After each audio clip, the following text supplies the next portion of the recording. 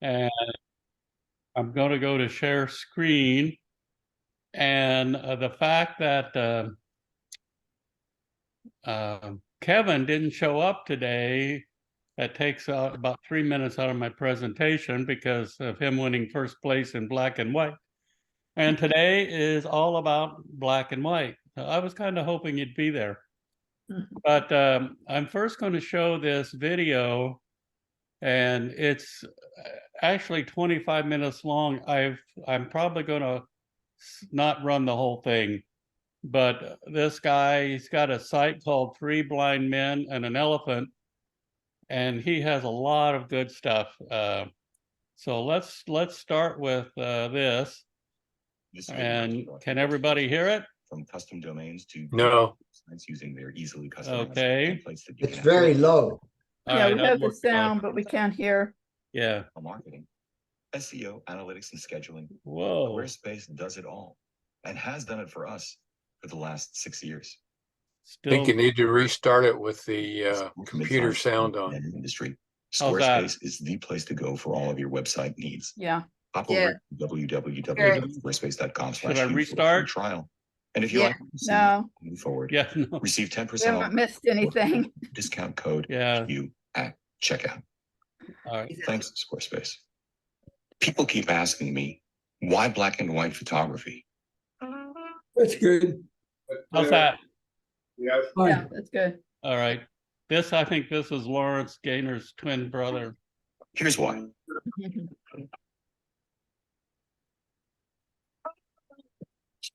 Hey everybody, I'm Hugh Brownstone for Three Blind Men and an Elephant. And today I want to share with you why I love black and white photography. It's a very subjective thing, of course, but I hope what I share with you can serve to sharpen your own sense of why you like what you do, or at the very least, offer you a modicum of entertainment. The simple fact, first and foremost, is this: I grew up with black and white photography, though I find it fascinating that the very first image that captivated me and launched my lifelong passion for photography was a brilliantly crisp color Kodachrome slide of a piece of driftwood at water's edge.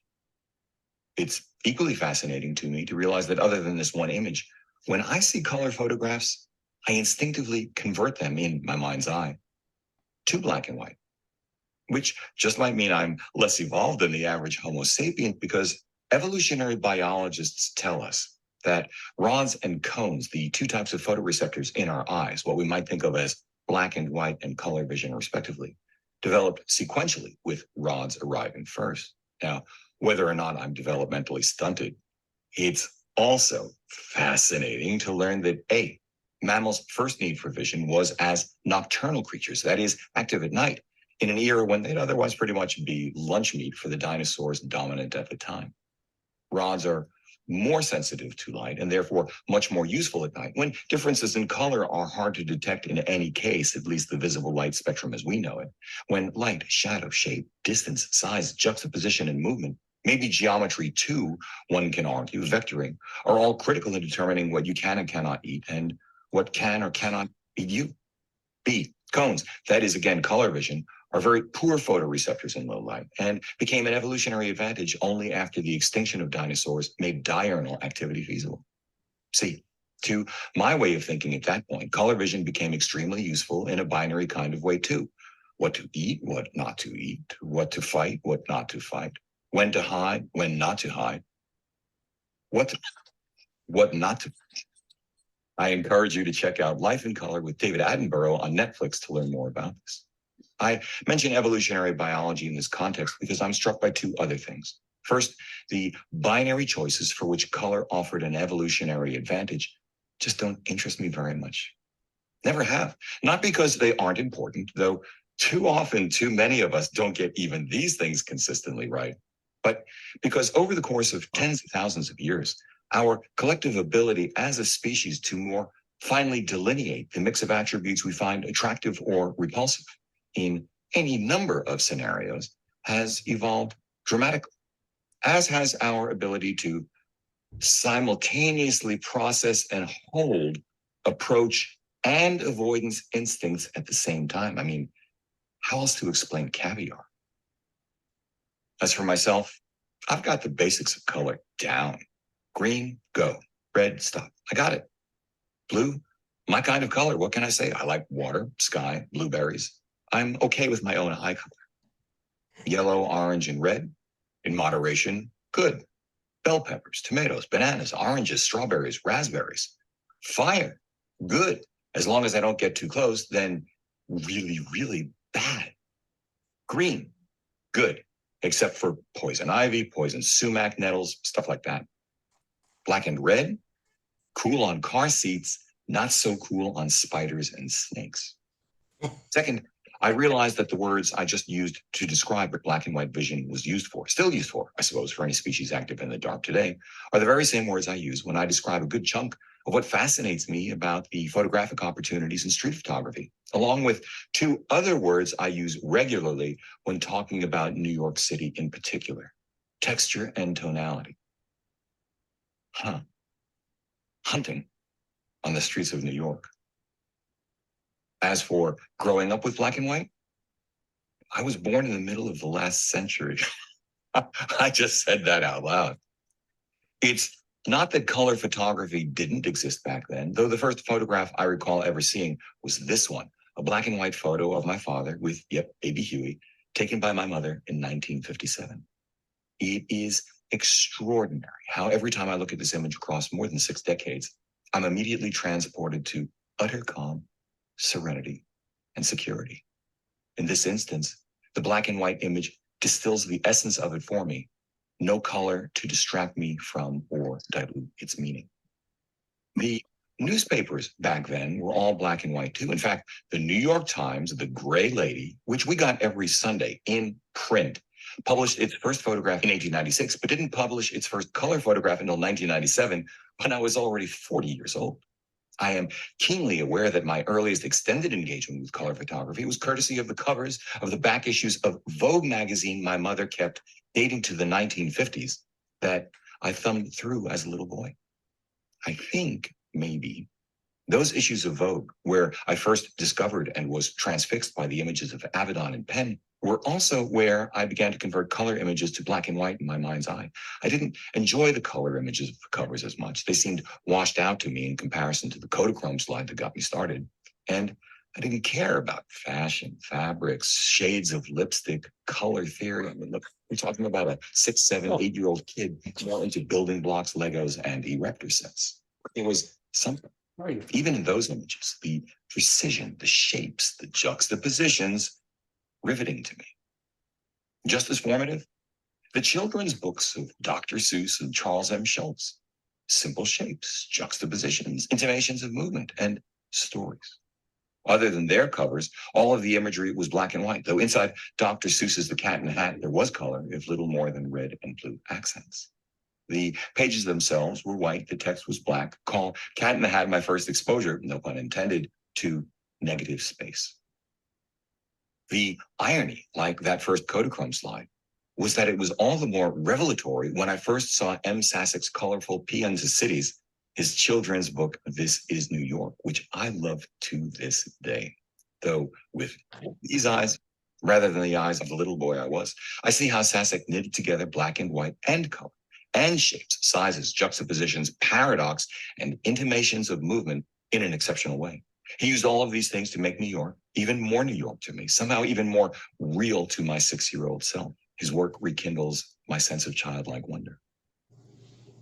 TV played a role too in forming my black and white sensibilities. How could it not? We grew up with a black and white TV set, and that meant black and white cartoons, shows, movies, and news. You want a snapshot of a certain piece of mid-century America, the kind of stuff that bombarded a first grader in New York back in the day. A bombardment of shapes, textures, juxtapositions, movement, sound, stories, and emotions with no need for color because we never saw the color. Let me at least rattle off a pile of influences and encourage you to learn more about these things on your own. Diver Dan, Fireball XL5, Courageous Cat and Minute Mouse, Astro Boy, and Gigantor. Superman, My Three Sons, Mayberry RFD, Leave It to Beaver. Frankenstein, Wolfman, Dracula, and mummy films from the 1930s and 40s. Laurel and Hardy, the Three Stooges, Abbott and Costello, the Addams Family, the Munsters, Gilligan's Island. I Dream of Jeannie. Don't get me started. Man from Uncle, Mission Impossible, Star Trek, which was filmed in color, but as I said, we only had a black and white set. Casablanca, my all-time favorite. Gentleman's Agreement, Mr. Blandings Builds His Dream House, It's a Wonderful Life, The Wizard of Oz. These were all shown on TV over the air for free. Though I didn't find out most of The Wizard of Oz was shot in color until I was much older. Didn't matter to me at all. News of Kennedy's assassination, King's assassination, Bobby Kennedy's assassination, landing on the moon. And in elementary school, during social studies lessons, footage of the liberation of the concentration camps in Europe at the end of World War II. Okay, I think you can go and watch this completely on your own. Before we move to the next part, what are some of your reactions that you heard? I'll start with one is how a picture looks to you in your mind can be heavily influenced by what emotions or events around your life happened with it. Like he mentioned the Kennedy assassination. Well, any picture of that brings back all these memories from where I was at the time. And so one of the tasks that we have when you take a photo where there's color or black and white, the advice I've always given is, all right, you've processed it. Don't look at it again for 2 or 3 days, because when you first process it, it's usually, in many cases, the day you shot it. So your mind is already filled with all that was going on around you at that time, and you associate it with that photo. So if you look at it 2 or 3 days later, then you're looking at it kind of with a fresh eye and can say, is this a decent image or not? Let's hear some reactions that you have about color, black and white from this guy. Anybody have anything they want to add? Yeah, Well, I like the comment he made about color sometimes diluting the story or diluting the image in a sense. I've always felt that about black and white. Black and white is very high contrast in my eye. It should be anyway. And it strips the color, it's stripping the color out of the story. And the story lies in the black and white and the grays in between. Okay, well, as you see in what we're going to do next, you're going to see how patterns pop out and so forth when you convert to black and white, and how sometimes all the color kind of washes out the image and can be distracting. Anybody else? I think John has mentioned, John Moorhank, that he likes black and white. And I think the reason why is because the emotion comes out as raw rather than with the colors, which bring in all these different perspectives. So seeing it in black and white, it gives it a different dimension to me. And I do hypnosis. And when we do hypnosis, we ask the people to close their eyes. And the reason for that is because the eyes take in 50 billion bits of information, color, all these different things. So in black and white, you eliminate all those various things and you get down to the bare bones. What is the real image that you're looking at? That's just my. That's good. I'm glad we're recording this. That's a really good explanation. And I agree 100%. And I was born before the half of the century, last century. So I'm about 12 years older than this guy, and he looked like he was 12 years older than me, in my opinion. But yes, we had color. We didn't have color TV. We had black and white. All the photos we saw when I was growing up were in black and white. Anybody else got anything they want to throw in? I'm going to move on here. Yeah, I grew up with black and white. When I first worked with photography. I used to develop my own Tri-X and stuff like that and print my own pictures. But since color came along, I much rather have a color picture, with the exception of there's certain pictures in black and white where that stands out and it does make a big difference. Okay, let's move. Now we're going to go back to share screen. And I had started this presentation to show Kevin's picture that won first place. Everybody see that? Yep. Yes. Yeah, that was his first place black and white. And I think it's a very good black and white.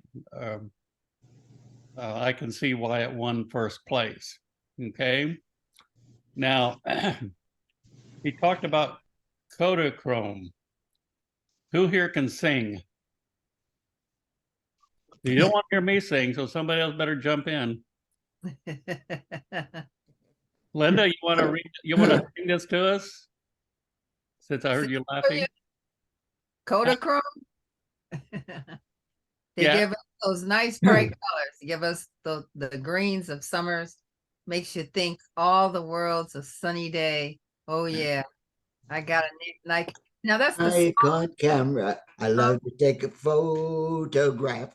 There you Somehow go. I don't take my Kodachrome away. Good job, Alan. Good job. That song comes into my head quite a bit. I really like that song, and there's very few artists today that can rival Simon and Garfunkel in creating music. So Kodachrome, why in the hell would we want to shoot black and white? Right? For example, here's a color picture that I took in India, and there's a lot of color in this picture. And I could see where this picture would be interesting in a way, but to me, I think with all that color, there's nothing to focus on. That's my opinion. And I welcome people giving other opinions, but let's look at it in black and white. To me, it's a lot more dramatic, and the little details like the spokes of the bike they're just kind of washed out by all the other color. No reaction to that? In color, my eyes are drawn to the fruit in front of that man, but in black and white, I look at the whole picture. in black. Well, I prefer the color myself. It tells you a little bit more about the color and the culture. I like color myself. I do too. Okay. White, it gives you a lot of detail. I mean, Yeah. you know. I personally prefer this. And like I said, we each have our own tastes and stuff. And it's been several months now since I took this, and I still feel the same way about this picture. I think it's a really good composition of the street market in India. And Kevin thanked me for not being able to make the show. And this would have been my entry in black and white had I been there. Now this one, this is in many ways, this is a monochrome picture. In reality, there's really only two colors in this picture, wouldn't you say? Right. Maybe three, but it's mostly monochrome in brown and white. And so it's already monochrome, it's just not black and white. So how would this look in black and white? Again, what's your first reaction, Stephen? Well, to me, it really pops out. I mean, the brown on the color, it was like muted, but this black and white, whenever you switch to it, it really stood out in the eyes on the dog really stands out. Right. So yeah, I like the black and white, and then with the floor and that, balancing everything out. Yeah. Mm-hmm. I agree with you 100%, Stephen. Anybody got a counterpoint? Yeah, I think it changes the breed of the dog. This is actually, in spite of the color, this is an Alaskan Husky. When this is a rare color for them. I may not have said the breed exactly right, but my niece has this and 3 other similar dogs. So anyhow, so I prefer the color myself. It makes the eyes stand out to me more in the color. And really difference, not too much difference in the brown versus black. Still one color. to me, the way I look at this, if you like it in color, you can order it, and I will give you a discounted price. I also try to think of, well, how would this look on a wall at a office or art gallery? And I think this one would go Yeah. on the wall a lot better. Yes. I often look at pictures that way, like if this was framed, would anybody buy it and put it on their wall? Now, this is another one which this one's a really nice color picture. And not only is it the curved line here, there's the composition. Whoever took this really nailed the composition. Oh, thank you. And but I think I think this is far more dramatic in black and white. Oh, the sky brings it out. The clouds really come out. Right. Yeah, I think I used a red filter, not on the camera, of course, in software to make the sky look like that. And so yeah, all the color is stripped away, and you see the shapes. You see shapes, texture, and lines. Mm-hmm. Whereas if you look at it in color, you see blue sky and what else? Green trees. What draws your eye here? Green, What draws your eye here? the sky. Yeah. Yeah. And the road too, to the right. I mean, Yeah, curve in the road. yeah, that comes out a lot more. Yeah. Okay, now the next one, not all of these, I'm even unsure on this one, but I wanted to include that so we could discuss it. This one, is this the color of black and white? Anybody know? The color. Okay, good. The red bike kind of stands out and you lose that. Yeah, that's true. Okay, is anybody imagining it in black and white?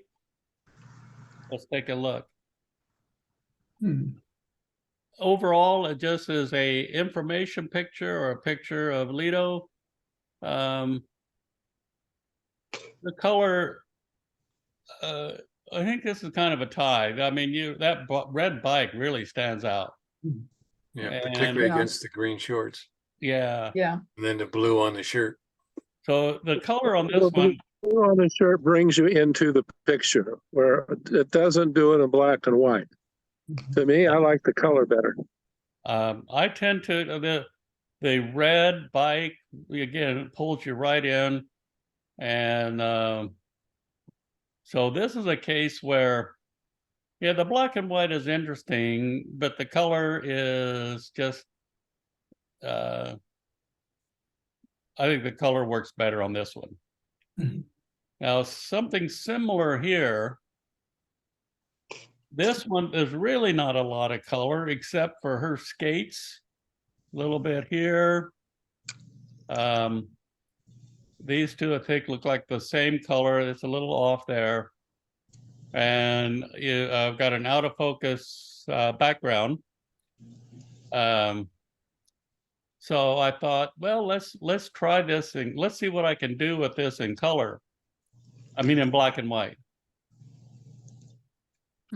So, and to me, in my mind, the black and white really draws your eye to these three people and their kids. Yeah, the babies really pop. Yeah. It just makes it a more cohesive picture. And here somehow in color, the Uh, softened background doesn't really work that well. It doesn't look quite right, in my mind. With the way the depth of field worked out. But I think it works really well in black and white. Definitely Yeah. brings the people out. Yeah. I like the color better. Now this one, I really like this in color. This is great. But I looked at it and I thought, I really want to make that chrome grille stand out. This, I am not, would this be what, a 57 Oldsmobile? Anybody know off the top of their head? Or Maybe a 6. yeah, 50, yeah. But regardless of that,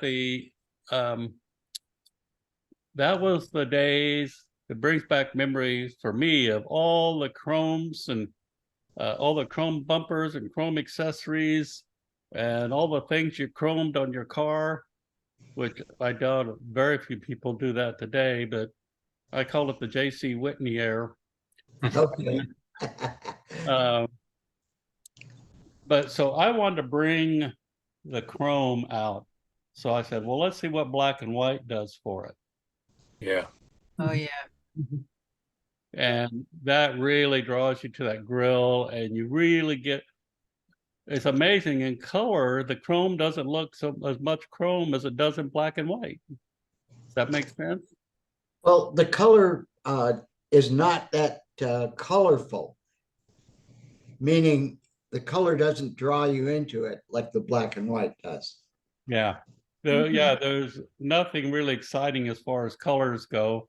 And I was at a car show, so I had to put up with this car behind. So I did do some, what is it?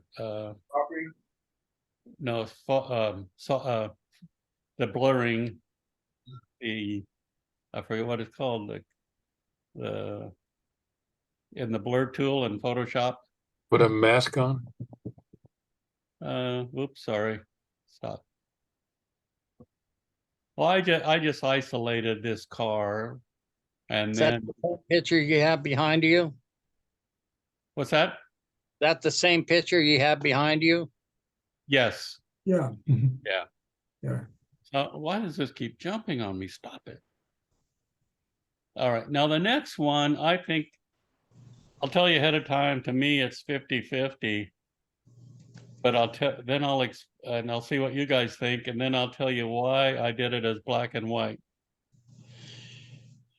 Now this girl was talking on her cell phone. I'm walking around in downtown Yorba Linda, this huge metropolis, a lot of people around. And I like the way the light, the sun, the way the light was reflecting off her hair. I like that pose. And so I took this picture. And I did select the background and made it I made it black on purpose, okay? So it's that she would just stand out and you would see her hair. What I didn't like was, well, I like the way she's posing with her hand, but in color, her hand kind of distracts you away from her hair, I think. And so there it is in black and white. And it's almost a toss-up for me, but being that I like black and white, I really like this in black and white. Okay, have a go. Black and white to me, and in this case, is kind of blah. You need some color to bring And, Yeah. You lose the color of her hair and the yellow on her jacket. Well, I like how the black and white makes that hand become, to me, more of the overall subject, particularly with those beautiful nails on it. And then the text or lettering, whatever it is on her blouse, stands out more. To me, the hair, while it is pretty color here in color, to me, my eye is drawn more to the arm and where the hand extension with the nail is in black and white. okay. Some reason in black and white, her hands seem more defined, Yeah, Yeah. they are. and she has awfully long fingers. Their fingernails, you can see them more prominent. Yeah, yeah. So let's call this one a tie, Yeah. and it's available in color and black and white. Place your order now. Oh. Now this one, this is color. What's your reaction to this in color? I like it in color. Yeah. A lot of Would like to colors s- in there, though. Yeah.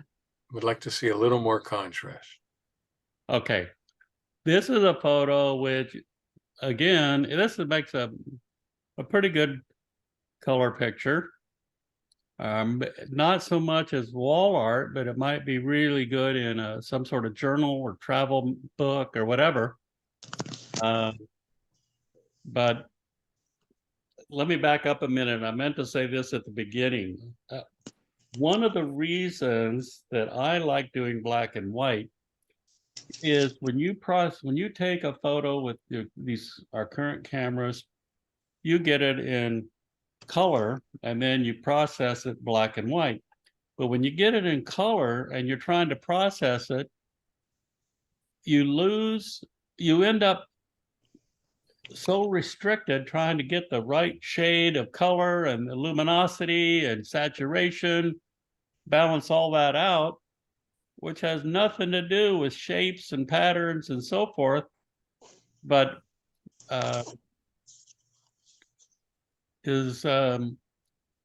Doug, do you understand what I'm saying? Mm-hmm. Yeah. Okay. But when you do now, so when I go to black and white, I'm not thinking, oh, I'm just going to convert this to black and white. If I decide to do a black and white, it's my opportunity to be creative. In color, I've got to make it look like the eye saw it and how other people would see it. So it's almost a duty that your picture have the right saturation and the greens are the right green, the sky is the right blue. When I go to black and white, all the rules go away. I have freedom to do whatever I want with that picture. And so that's what I did with this one. Yep. Wow. And I did this to create drama and a lot of contrast. The water that really brings out the water spots on the sidewalk there, and The leading lines of the sidewalk is much more pronounced in black and white. Yeah. so this is a picture. This picture would be okay for, say, journalistic purposes. I would call this wall art. Yeah. Yeah. And his face comes out a lot clearer too with the black and white. Well, I also zoomed in more. Oh, okay. Yeah. So, but again, I was looking for when I did the black and white, I paid a little bit more attention to the rule of thirds. I couldn't go quite over because I didn't want to lose some of this over here. Yeah, but the background, the busy background on the black and white is much less pronounced than it is on the color. Yeah. So originally you took that picture. Why? Well, I had all day to walk around in downtown Canton, China, and this area was, if you saw the main area shopping center, is almost like any downtown area with lots of McDonald's and fancy dress shops and stuff like this. So I started going back and forth on the alleys looking for photo ops. And that was it. I had the day to do street photography, and this is one of many I took, but I really like this one. If you came on out of this alley and turned left and go about 100 yards, it was like a 3-story McDonald's. Did you consider when you took that picture initially that you were going to end up in black and white? I don't remember. It's hard to say. Yeah, I don't remember. I have to, there are some pictures where yes. Matter of fact, the next one was definitely, I took it to make a black and white. This one, I probably was uncertain at the time, but a lot of them I don't know till I get it into Lightroom. And what I do is I first hit that black color versus black and white. I just hit that button just to give me a basic overall concept of how it's going to look in black and white. I never use that setting. I do my black and white a lot differently. And we're not going to really get into processing black and white, but anybody here who wants help processing black and white, let me know. We'll set up a Zoom call, and I'll help you with black and white processing. There's a lot more to it than meets the eye. Oh, did I say that? So anyhow, now the next one, where am I now? This next one, actually, the next three, I think, the next three, I'm not going to pop on it yet. I'm just telling you, I took them with the intent of making a black and white. And they were, when I looked at them, I thought, this is going to look like crap in color, but I think I can make a great black and interesting black and white. So the first one like that is this one. What do you see exciting there? Nothing. The leading line. I think. That's about it. Yeah. Yeah. But look at it in Sure. black and white.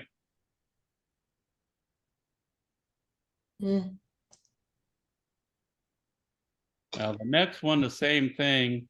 Again, I thought this is going to be a boring color picture. Really doesn't show anything. So in this case, this is what I did with it. Oh, wow. Yeah, really. Yeah. All the leading lines. And this one here, this was actually, this is in a back alley in Orange. And yeah, so what? I got a picture of some stairs. But let's try to make it a little more dramatic. Mhm. That definitely helps. Works. Mhm. Now go And- back to the color for a quick second. Okay, you cropped a little bit, but yeah. It did something with those. You made the trees.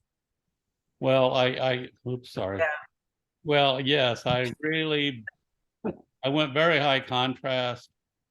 Made the anything that wasn't white, I made very black. Yeah. But again, that's that freedom of black and white. I don't have to make this. I don't have to Right. make a picture where you recognize these stairs. I'm trying to be artistic. Yeah. It did. You did. Mhm. Particularly bringing that shadow out across the Yeah. stairs at a diagonal. Yeah. Yeah. As a matter of fact. Well, you do see them here, but they're Yeah, they don't add anything. There they add snap. yeah. Yeah. Now the rest of them that we're going to talk about, I don't have the corresponding color, but I think you'll this one you'd absolutely agree. This is a dumpster and a dumpster bin in an alley. This offers nothing in color, but I think it makes a dramatic black and white. I should have included both, but Yeah. and then this one to me is there's no choice. This had to be in black and white. It really brings these two guys out. These are two old men sitting, chatting, drinking their coffee. And unfortunately, they saw me taking the picture, so they turned and gave me a smile, but that's okay. The next one, this has a lot to do with lighting. And I think if I remember right, in color, you don't see that side lighting doesn't come out like it does here in black and white. You know, from the light coming in from the left.